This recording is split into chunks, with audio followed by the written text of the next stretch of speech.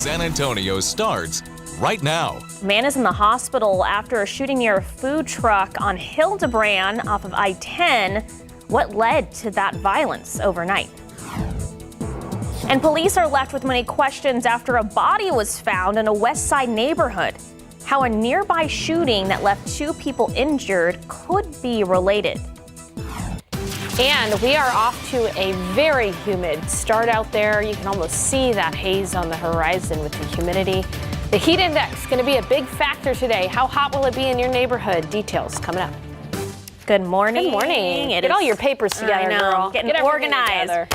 Getting organized. It kind of felt like a hot mess Sunday morning just because it was so hot. Ooh, yes. I humid. walked out there. It's like an extra hairspray, extra dry shampoo day, ladies, if you're doing your hair going out this Sunday morning. Good advice there, Sarah. Split your ponytail. Yeah, why not? It's 80 degrees to start our day, so we know it's going to be hot when you start off at 80. 74 in Bulverde, it's 76 in Utopia and in Uvalde, 77 in Floresville, and 78 in Seguin. Take a look at how hot it's going to be today. We're going to get up to 101 for the high, but that's not all the story. Because of the humidity, it'll feel like 105 today, too, in San Antonio. So a hot day on deck for us, but it will not stay this hot for this long because we have rain chances in the week ahead. In fact, pretty much Thursday through Friday, daily coverage of 30 to 40% chance for a few showers and storms. Coming up, though, we're going to be talking about the tropics, Hurricane Erin, the latest there with Hurricane Erin, and I've got an hour-by-hour forecast to get you through this toasty Sunday. Details soon. Sarah. Sarah, thank you. New this morning, a man is spending the night in the hospital after a shooting last night. It happened close to midnight. This has happened on West Hildebrand and Michigan Avenue. That's right off 10. Police say a man approached a food truck where he previously stole money from. Then at some point, a fight broke out between the man and a staff member. That's when the staff member pulled out a gun and shot the man in the chest. He was taken to the hospital with life-threatening injuries. The shooter was detained for questioning, but it's not clear if charges will be filed. And a man is dead after a shooting in Pleasanton late Friday night. Pleasanton police tell us 19-year-old Carlos Romero was walking with his ex-girlfriend and her brother just before midnight near Duck Street and Ohio Street when police say the ex-girlfriend's current boyfriend, 18-year-old Daniel Gonzalez, approached Romero and they started to fight. When police arrived, they found Romero with multiple gunshot wounds and they pronounced him dead on the scene. Police were able to track down and arrest Gonzalez and the girlfriend's brother, 19-year-old Seth Venezuela. They're now both facing murder charges. And an investigation is underway after a body was found in a West Side neighborhood. That body was discovered just before 11 in the morning yesterday near Doris Street and South Galavada Street. So as of right now, police have not identified that person yet, but officers believe it's a man in his 30s. Earlier that same day, just after 3 in the morning, officers responded to a drive-by shooting about a block away on South Galavada Street. 2 people were shot and taken to the hospital, so it's not clear if that shooting is connected to the body that was found. Police are still investigating this, and more details have not been released. When they do, we'll make sure to update you on air and online. The Bexar County Sheriff's Office needs your help finding a driver involved in a deadly hit and run on Friday night. So the crash happened around 9 p.m. in the southbound lanes of Highway 181. That's near Atkins in Elmendorf Road in southeast Bexar County. Deputies say police was crossing the road when a red Jeep Wrangler hit and killed them. So that driver of that Jeep did not stop to help, and the sheriff's office said that that Jeep may have significant damage from its front side. So they're asking anyone, if you know anything about this hit and run, or you might have seen that Jeep, to call that number on your screen there. It's 210-335-6000. Okay, round 2 is underway as the second Texas special legislative session has kicked off. The governor says this session will tackle 19 key issues. At least 5 of those will focus on helping Hill Country flood victims and preparing for future natural disasters. So in a news release, the governor also called out House Democrats for leaving the state to avoid a redistricting vote. In a statement, the governor said in part, quote, Democrats refuse to show up for work, will not back down from this fight. That's why I am calling them back today to finish the job. I will also continue to use all necessary tools to ensure Texas delivers results for Texans." End quote. And as this session takes place, people gathered at the VFW here in town. What they're calling for is a revolution. They're fighting back against Senate Bill 3. That bill, they say, is anti-THC. Military veterans and regular people alike are joining forces to stop it from passing at the state level. Zaria Oates talked with some of them who shared their own success stories and why they're so passionate about this movement. This is a Texas cannabis revolution. That we need to be doing more of this and exploring alternative modalities so we can get off of pharma, those big pharma medications that are taking the lives of our community. At least that's what they're calling it at the VFW Post 76 in downtown San Antonio. It's a place where veterans and many other people from different backgrounds showed up to share their story with cannabis. I had a medical condition in 2011 and 2014 where I had to have 2 brain surgeries. So cannabis has literally saved my life. They had me on a lot of medications. I've been able to get off of everything using cannabis. So I asked some people how they feel about Senate Bill 3. It was super frustrating. If passed, Senate Bill 3 would ban products with THC in them, like Delta 8 and Delta 9. Both are currently legal in Texas. Bad politics in the state of Texas. I thought this was a state that, proliferated individual freedoms, and we seem to be getting something else. If passed, the bill would only spare CBD and CBG products. I believe they should listen to us before making any big decisions. In regular session, Governor Greg Abbott vetoed Senate Bill 3 for multiple reasons. In a legislative statement, the governor wrote, quote, "Senate Bill 3 is well-intentioned, but it would never go into effect because of valid constitutional challenges." He also mentioned the bill would invite potential criminal entrapment for Texas farmers and make felons of other innocent Texans, like pharmacists, veterans, and parents with epileptic children. It's unclear if a hemp ban will be signed into law during this second special session. Until then, these Texas-owned hemp businesses will continue to sell. I feel like if it was something that was really harming people, that it would be illegal everywhere. We have some people been able to stop drinking alcohol just by using these types of beverages, so it's been a blessing. It really is. That's why we're fighting for it. Zaria Oates, KSAT 12 News. Thank you, Zaria. In your morning headlines, President Trump met with Ukrainian President Vladimir Zelensky amid rising global focus after Trump's recent summit with Russian President Vladimir Putin in Alaska. So Trump called his talks with Putin productive, but details remain unclear. Sources say Putin offered a ceasefire in Ukraine, surrenders part of that region, a demand Ukraine rejects. So Trump shared this offer with Zelensky and European allies, but Ukraine insists it won't give up territory. Monday's White House meeting is Zelensky's first since February and comes at a critical time for Ukraine and the West's unity. Meanwhile, First Lady Melania Trump wrote a letter to Russian President Vladimir Putin urging him to protect children as the war continues. In the letter, the First Lady called on Putin to protect the innocence of children and nurture the next generation's hope. She said it's vital for every new generation to start life with an innocence that transcends geography, government, and ideology. Mrs. Trump told Putin that by protecting these children, he would be serving not just Russia, but all of humanity. She urged that it's time to end the war and that he could do it with just a stroke of the pen. It's 8:09 and 80 degrees. Any plans for the day? We have you covered. So you can have a full day of Sunday fun for the whole family. You don't want to miss that out. With just over 100 days until the inaugural San Antonio Marathon, formerly the Rock and Roll Marathon, we've got you covered. How you can get started to get in shape and stay inspired. It is going to be a hot day, though. You might want to find some way to exercise inside because it's going to feel like 105 today in San Antonio. But don't fret. Today will be the hottest day of the week ahead. Details soon. Happening today, if you need something active to do at Confluence Park on the south side, they will hold a beginner-friendly yoga class. It starts in just a little bit, 10 in the morning, and it's a good thing 'cause it's already pretty hot out there. It's to be under the BHP Pavilion. It's actually beautiful there in Confluence Park, and that pavilion is.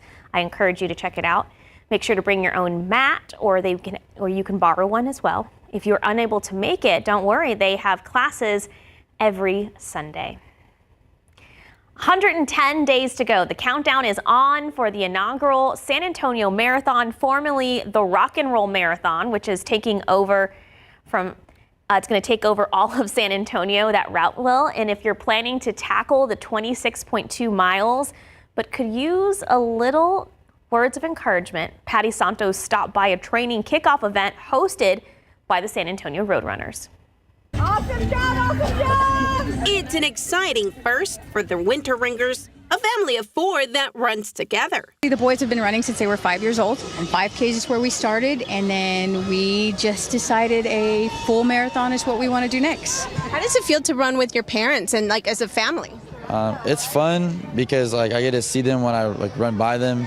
Tammy Rivers is just getting started on her running journey. What are you training for? You signed up. We're going to actually walk the half marathon. This will be our 3rd one. Tammy and her friend want to see if training with a group will make a difference in their next half marathon. Yeah, definitely. And if you've never done it, 5K, just get out and do it. Everybody can walk it. It doesn't matter when you finish. It just matters that you started and you finished. If your goal is to do some runs this fall, you need to get connected to the nonprofit San Antonio Roadrunners Club. Their 16-week training course leads into the city's big marathon. Everybody's excited for the inaugural, San Antonio Marathon. The goals for the next 16 weeks, where you want to be? Just to complete it. The running groups meet twice a week in various places around the city. Ages, running times, and lengths vary depending on your ability. Who knows? You could even become a running pro like Leanne. The group helped me accountable. They're motivating. If you miss a run, you get FOMO because you see all of your friends out there running and you're like, oh my goodness, I missed it.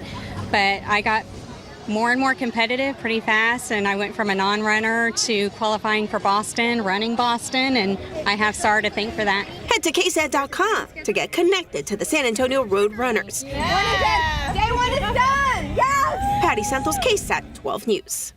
I was just telling Sarah what that group is so great for. Great for is if you move to San Antonio and you don't know anybody, this is a very positive place to make lifelong friends, and in running groups like that, and they just support you.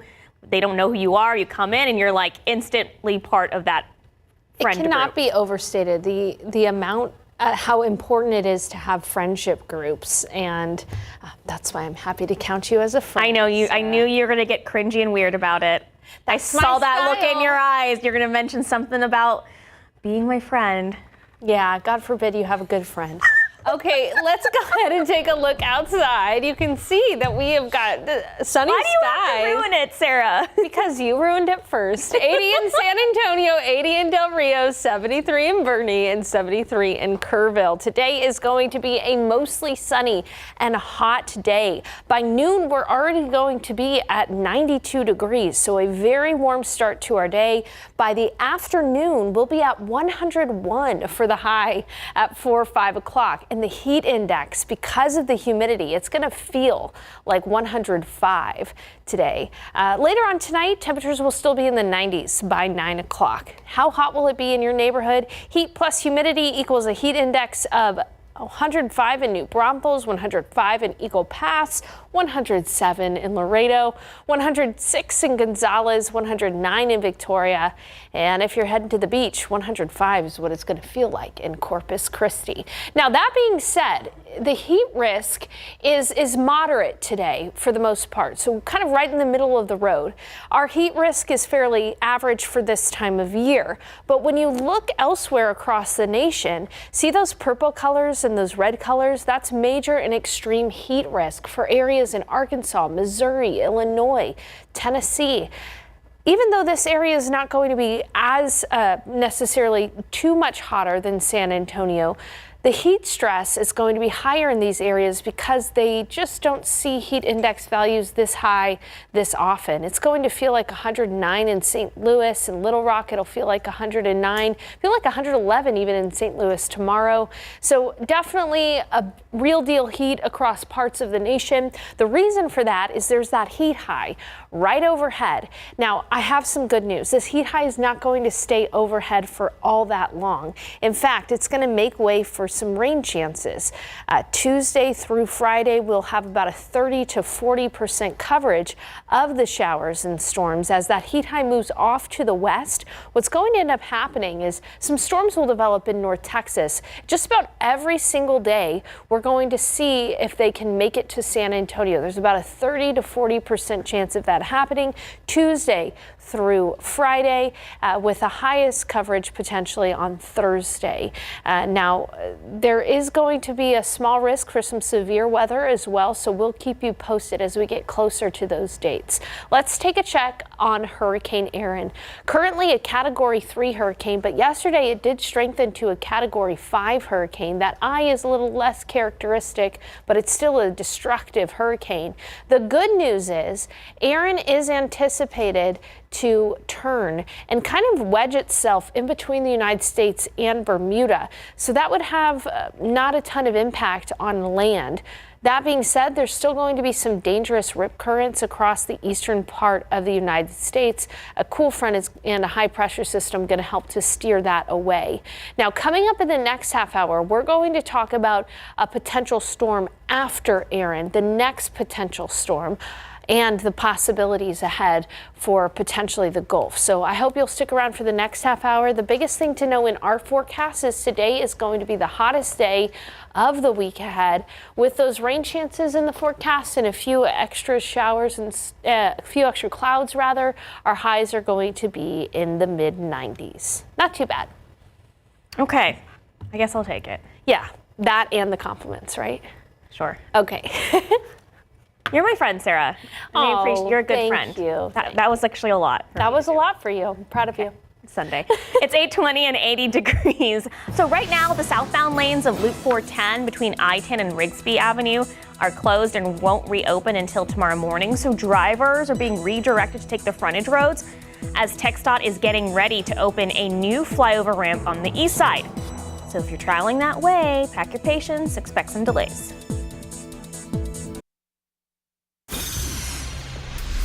Tickets are on sale now for the second annual Texas Eats Food Festival. Last year it was a big success. So this year we're doing it even bigger and better. It happens on September 20th from 3 to 7 p.m. at the Boeing Techport Center. Guys, this is huge. It is indoors, AC. Last year it was hot, it was outdoors, it was still fun. So imagine that, but in the AC, out of the elements, it's gonna be awesome. So you're able to eat food from 20 top restaurants from across Texas, made by Michelin and James Beard award-winning chefs. Scan that QR code on your screen. It's going to take you to the link to buy tickets. And a portion of the proceeds will benefit the Community Foundation of the Texas Hill Country. So you buy those tickets, it's going to a good cause, and you get to eat really awesome food and have good drinks and fun, and some of us will even be there. I'm excited about it. It's 8:25, 80 degrees. Coming up as the new school year gets underway, it can be a tough environment for your kids' social life. So what students are opening up about to Crime Stoppers and how they are helping them. How about starting the school with a breath of fresh air? We're talking about students walking or biking to school. How the city is pushing to make that safer for kids and their parents. That's next. Good morning. It is 8:30 on your Sunday. Thank you for waking up with us. Yeah. I'm jealous of the people watching at home, cozy on their couch. No, with their cup of coffee. See, here's the thing. If you're going to have hot coffee in this weather, Sarah, you do it with like the AC blasting at 70. So it can feel like fall. Right. But if you're not indoors, you got to have iced coffee. Iced coffee. We did go get iced coffee during the break. Here. Second cup of iced coffee. So we are on fire right now, Sarah. Absolutely. And guess what? It is going to be very hot today. It's 80 right now, but take a look at the heat and the temperatures this afternoon. 101 is what it's going to be this afternoon in San Antonio, 102 in Del Rio, 103 in Cotulla, New Braunfels. You'll be at 102. It'll be 100 in Beeville, and Laredo will be at 105. But here's the good news, okay? When we look at the average high temperature over a year in San Antonio, we start off the year with a high of 63 on average. Then over the spring months, we start to see highs get into the 80s. And we are at the peak heat of the year right now. 97 is what the peak high temperature is on average at the beginning of August. But here's the thing, this is where we're at right now, and you can see it's all downhill from here. Our average highs really start to fall by the start of October. We're already looking at high temperatures in the 80s. So we're about to start to see temperatures fall. Today, a high of 101. Throughout the week, it'll be hot, but under 100. And the reason why it'll be under 100 is because we have a daily chance for rain, about 30 to 40% coverage, pretty much Tuesday through Friday. Coming up, though, we are going to take a look at Hurricane Erin. I'll give you the latest forecast. And behind Erin, there could potentially be another system that we'll be watching very carefully over the next 10 to 15 days. I'll have these details for you in a few minutes. Sarah. Sarah, thank you. Well, tomorrow is a big day for some students. Here's what the week is looking like for some schools that are headed back to class tomorrow. The first day of class begins for New Braunfels, Somerset, Ingram, and Edgewood ISDs. Our Ernie Zuniga will be live in Somerset to join kiddos and staff for their first day. Then on Tuesday, Comal ISD will also have their first day. So on Wednesday, Hunt ISD will join the others for their first day back. Good luck to all the kids. If you want to share your first day of school moments with us, you can send us those photos. I love these photos. I call them the precious kid mugshot photos, where they're holding up how old they are, what they want to be when they grow up.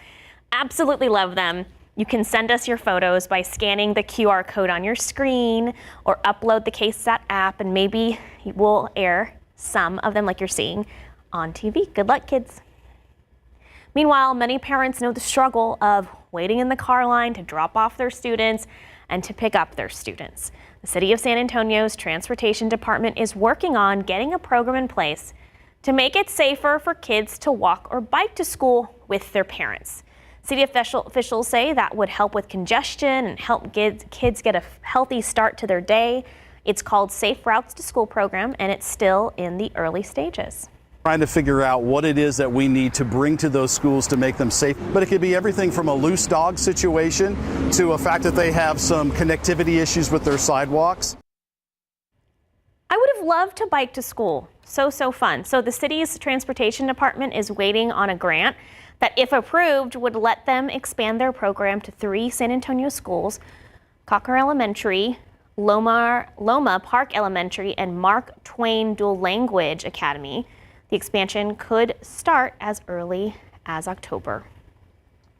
And speaking of safety, kids and teens are or will be back in a fun yet tough environment socially. So when it comes to things like mental health, bullying, and online safety, kids don't always open up to adults, but they are talking to Crime Stopper teams. Courtney Friedman tells us what the kids are asking them. Crime Stoppers presents at schools across Texas about tough topics, and specialist Callie Conklin says her non-judgmental approach actually gets kids talking. Because students always come up to us afterwards and ask questions, or they email their counselors, or they email us. So we decided to compile a list. Okay, so the first question listed was, how can I tell if a relationship, friendship, or romantic is toxic or unhealthy? And what it comes down to is, how do you feel when you're with this person? Do you feel like they're trying to control or manipulate you? They're putting you down? Do you feel like they're trying to make decisions for you about where you go, who you spend time with? If someone is bullying me or a friend online, what steps can we take to make it stop? And what if reporting it doesn't work? They want a reaction or a rise out of their target. So really the best way to stop it in its tracks is to ignore it. If that doesn't work, is to ask the bully to stop. If they still do not stop, this is when we need to report it. If the trusted adult that you confide in does not help you, keep looking. I always encourage them to use their school's anonymous reporting tool. We also have an anonymous reporting tool at Crime Stoppers. The third is, what are the risks of sharing private photos or texts, and what can I do if someone is threatening to share something I sent? When they take a photo and send it, the minute it leaves their device, they absolutely relinquish control. And in terms of the photos, yes, it is illegal for them to send. However, I don't want that to discourage anyone from coming forward if they find themselves in a scary situation. Because they are the victim in that. Because they are the Yes. victim. Yes, absolutely. The number one thing to do is to not comply with the demand. And this is how we see children winding up in human trafficking situations. Second of all, get help. Tell a trusted adult. I know it's embarrassing. I know it's hard. I look at them and I say, we all make mistakes sometimes. The good news is kids are opening up about this and wanting to stay safe. There are 2 more top questions on that list that include online safety, skipping school, and vaping, and we have those on KSAT.com. From the newsroom, Courtney Friedman, KSAT 12 News. Courtney, thank you. In your morning headlines, 5 Texas school districts are now at risk of having their elected school boards replaced by the state. So Conley, Lake Worth, Beaumont, Wichita Falls, and Fort Worth have all received 5 consecutive failing grades at one or more campuses, triggering possible state intervention.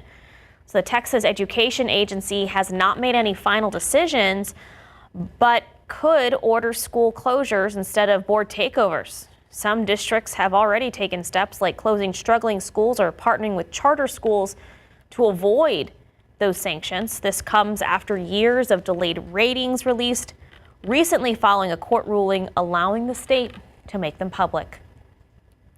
And looking ahead to tomorrow, the city of San Antonio is inviting residents to join a series of budget town hall meetings to learn about the fiscal year for 2026. So City Manager Eric Walsh and staff from key departments will share highlights and answer questions to the community. The proposed budget was presented back on August 14th and covers the city's finances from October 1st to September 30th of next year.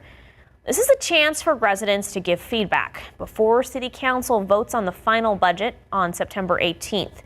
So 2 meetings will be held tomorrow, one at Southside Lions Senior Center on Pecan Valley Drive, and another at Northeast Senior Center on Thousand Oaks Drive. Both start at 6:30 p.m. It's 8:37, 80 degrees. A heroic horse injured while helping out during last month's deadly floods.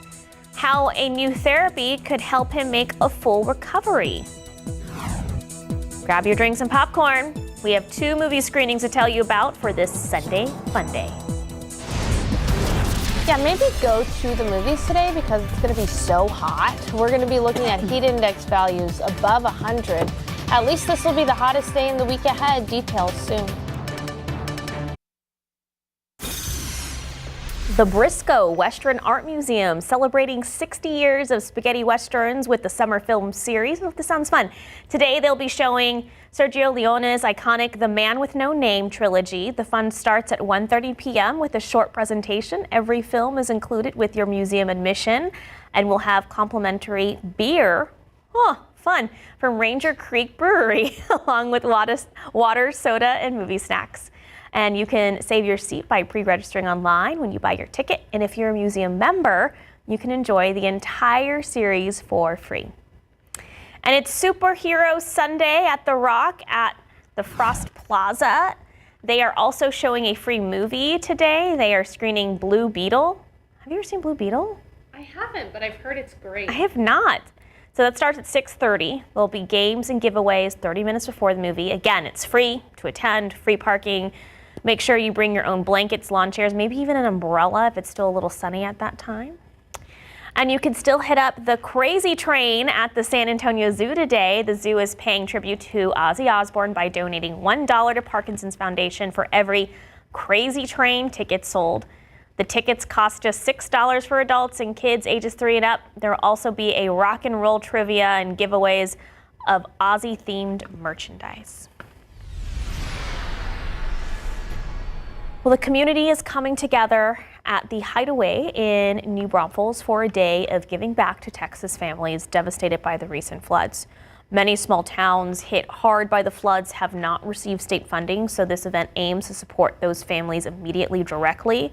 The day kicks off at 11 a.m. with drop-offs and a silent auction, followed by live music starting at 1. And then from 1 to 5, attendees can enjoy an all-you-can-eat shrimp boil. Oh, that's fun, for $35. A live auction starts at 4 p.m. with the silent auction closing right after. Our Zaria Oates will be covering this event this evening.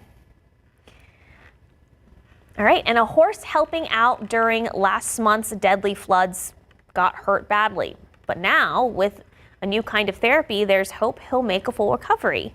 So Sophia Ridley with KBTX and Brian has a story. Not all heroes wear capes, but this one does. This 6-year-old quarter horse is Phoenix, and when devastating floods hit central Texas, Phoenix and his owner Kendall saddled up and went to assist in search and rescue efforts. Day one of search and rescue, when we went up to the hill country, we were in Kerrville. We were with a large group of mounted, and we were successful in our searches there. Because of the influx of volunteers in Kirk County, Kendall decided to take Phoenix to Leander, and they were one of the first search and rescue groups on scene. Whenever we were going around the neighborhoods, there was plenty of volunteers there, so we were instructed to go ahead and start doing search and rescue up the river. One moment they were searching for survivors. The next, they were sucked into quicksand. And there was debris buried in the quicksand, and he had cut his leg on it on his way out. He had severed an artery, a tendon, his hock joint became septic, which is why his injuries were life-threatening, and he pulled muscles and had a possible hairline fracture on his cannon bone. Sepsis set in and surgery wasn't an option. We were kind of successfully able to get that kind of tapped and do some initial flushing. We got him on systemic antibiotics. I warned Kendall from the beginning, it's a sometimes a guarded prognosis. But a specialized hyperbaric chamber in the Brazos Valley gave Phoenix a second wind. The wound from the initial trauma just kind of hit a plateau and isn't healing. And so one of the things that this chamber can do between pressure and increased levels of oxygen is remove edema from the tissues so that the leg isn't as swollen, and then force oxygen into the tissues, which starts the healing process again. The hyperbaric horse chamber is one of maybe a dozen in the country. So we're excited that Phoenix gets to be the first horse to treat in the chamber. I'm excited that the wound's looking better, after a couple treatments already, and so we're looking forward to how well he does. Thanks to an amazing team of vets, Kendall and Phoenix are already looking towards the future.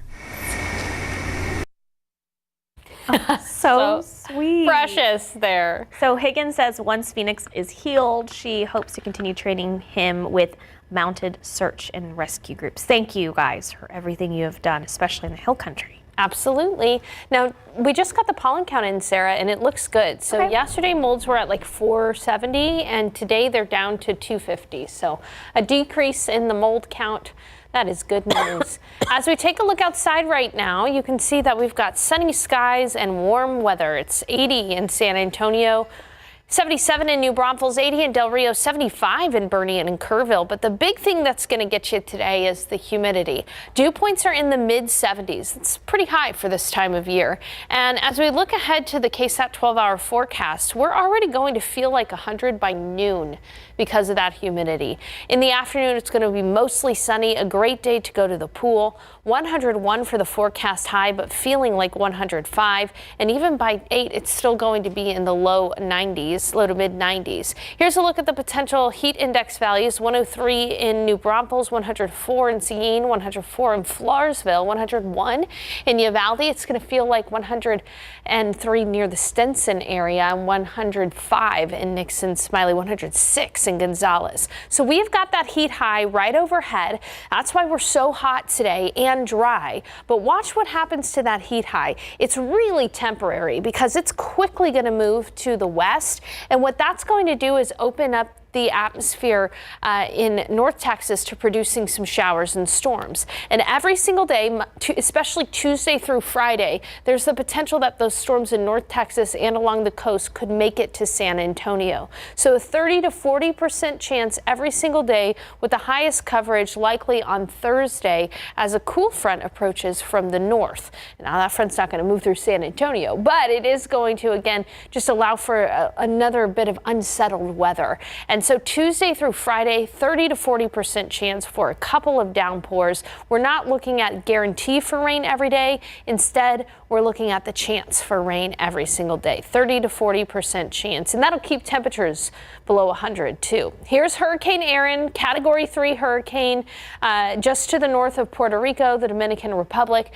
Hurricane Erin really could have been a very destructive storm if it had made it to land. It was a Category 5 hurricane yesterday, but thankfully Erin is likely going to turn away from land, kind of sandwiching itself between Bermuda and the East Coast because of a cool front. That being said, there's still going to be some pretty bad rip currents along the East Coast throughout the week because of Erin.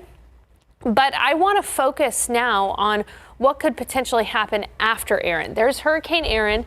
There's an area of disturbed weather in the Atlantic that has a chance of development within the next 7 to 10 days.